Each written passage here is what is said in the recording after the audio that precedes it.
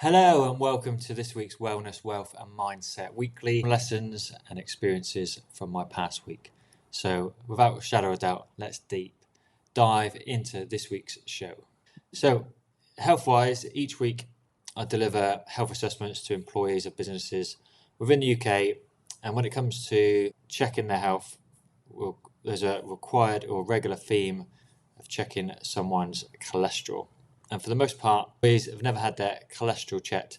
And if they have, GPs will normally just inform them of their total cholesterol score. And overall, your cholesterol, if you don't know much about your overall cholesterol is just how much your body has. And you're looking to have a level below 5 millimoles per litre. This is in the UK, which is recommended. And this value tells you generally very little about your health. It just tells you how much cholesterol you have within your body. But it doesn't actually tell you how much of that cholesterol is good cholesterol, which is your HDL, high density lipoprotein, or bad cholesterol, LDL, low density lipoprotein cholesterol. And this is really important to understand because both have a real impact in terms of your cardiovascular disease and cardiovascular risk in the future. So HDL acts as like sync-on blockers, and what these do, they help you to remove all the bad cholesterol from within your arteries.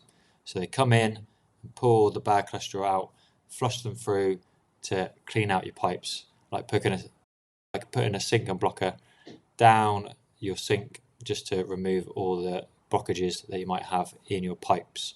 Well, LDL, as I mentioned, low density lipoprotein, is the fat that's poured down the sink and blocks the pipes. So if you've had a lot of fatty foods, fry-ups, you fried some food and then you put that fat down the plug hole, then over time that's going to block the pipes. And you see that a lot in restaurants, and that's why it's advised that restaurants get rid of their oils in a healthy, sustainable way as opposed to chucking them down the pipes, because that's just going to block up the sewage pipes over time and cause issues with the drainage systems, etc. So LDL, you predominantly get from your saturated fats in your diet. So that will be your cheese, your chocolate, your meat, anything that's derived from an animal fat is going to contain higher levels of saturated fat within it. So having less of your LDL is certainly going to help you have less fat within your arteries, less fat being poured down the sink, so to speak, which will in turn help you lower your risk of cardiovascular disease in the future. So cutting back on saturated fat from your diet, like I said, from meat, cheese and chocolate, basically fewer animal fats will help to lower your LDL cholesterol, and on average you should be aiming for around 20 grams a day as a male or around 30 grams a day for a female of saturated fat per day is what's recommended. On top of this, increasing your amount of HDL cholesterol will have a massive impact on lowering your cardiac risk in the future as well. Trying to aim for more oily fish, nuts and seeds, and these all help to increase the omega-3 and 6 that you have in your diet, which help to boost your HDL cholesterol. At least 2 portions of oily fish twice a week can have a significant impact on raising your HDL levels. And for a male, looking to have that above 1, and for a female, above 1.2 millimoles per litre. Also, good amounts of cardiovascular exercise, running and cycling, etc., has been shown to have a 20% increase in terms of assisting how much HDL cholesterol you have. And research has shown that making healthy choices like this and the earlier these choices are made in life, can essentially wipe out almost 90% of our risk of having a heart attack in the future. And if you want to know more about that research, I've clicked, there's a link in the description to this show where you can access the research if you want to have a read of that in your own time. So this is why having a regular health assessment is a key in preventative care for your health in the future. And that's why I provide health assessments for clients that we work with on a one-to-one basis, along with providing health assessments to employees of businesses within the UK to support their company's health and wellbeing policies. And you can find more about that in my workplace wellness solutions by clicking the link also in the show notes and the description to this show. So if you want to find out more about that and alongside my one-to-one coaching, then also check out the links in the description. This week in the wealth mindset, last week I talked about how easy it was for me to get into £12,000 worth of debt. But what I didn't share with you at the time is how I got out of it. And to start with, I want to be very honest and transparent so you know the full truth. because it's important not to present a false identity of yourself to others. So in order for me to start paying the money back, I managed to bring in more money on a sustainable basis. And this was key to the change that I wanted to make and wasn't doing before that. So before, my work was really up and down. As a result, this provided a difficult opportunity for me to save any money, to pay off any debt, because my income was only just enough to pay my current bills at the time. And on top of this, I decided I had to cut back on unnecessary spending, which was a big factor in the relationships I had before at the time. I tracked my spending quite religiously, and I can tell you that during my previous relationship, where I got into quite a bit of debt, as I mentioned in the previous show, I was spending around £200 a month just on eating out. And for me, at the time, that wasn't within our budget, and you can see how easily the debt can rack up if you're not really conscious of it. So just by looking at my spending and increasing my earnings and spending less, I was certainly able to pay off £1,000 bank overdraft, which was the first thing in getting things going. So had I continued this process in order to pay off my credit card debt, that certainly would have happened. However, I was very fortunate. Not long after I started paying my credit cards down and paying off my bank overdraft, that I was left some money in a friend's will.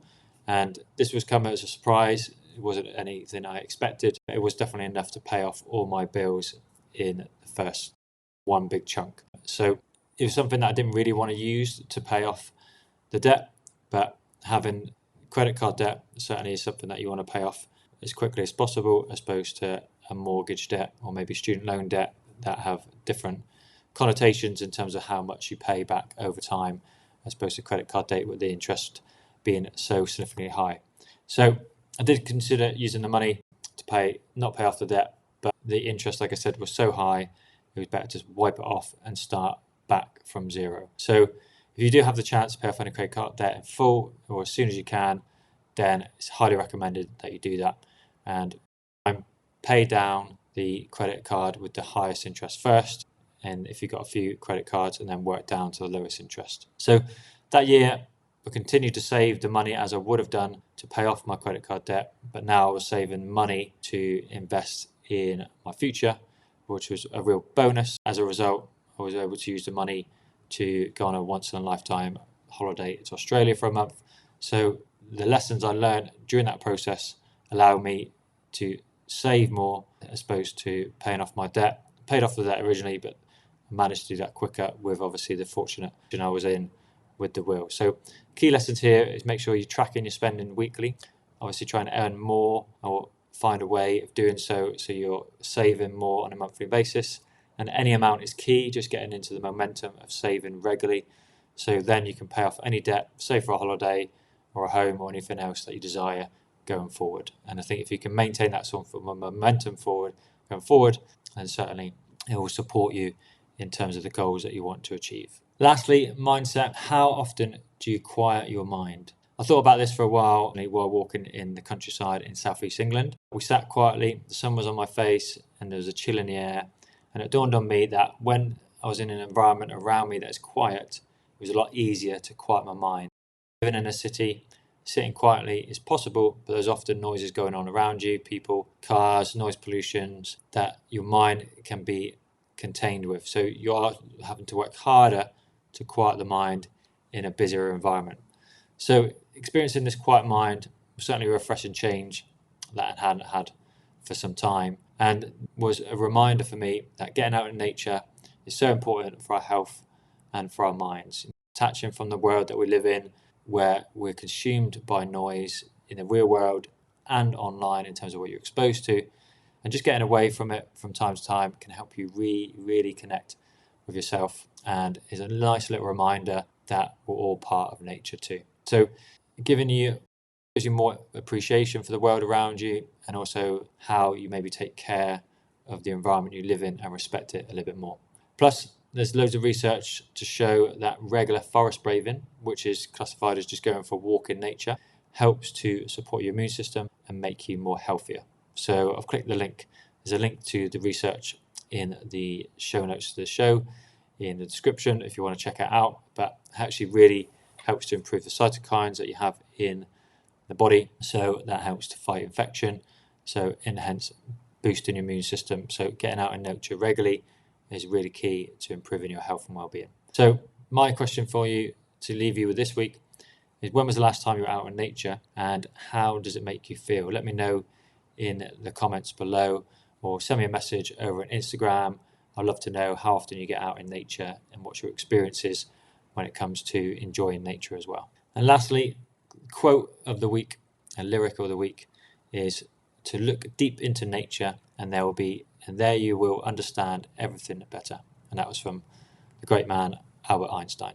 So thank you for listening in and reading this week's newsletter. I hope you find it really helpful and informative. And if you haven't subscribed yet, then click the link in the description where you can get access to this direct to your inbox on a weekly basis. So thanks again for watching, for listening, and for reading, and we'll see you again next time.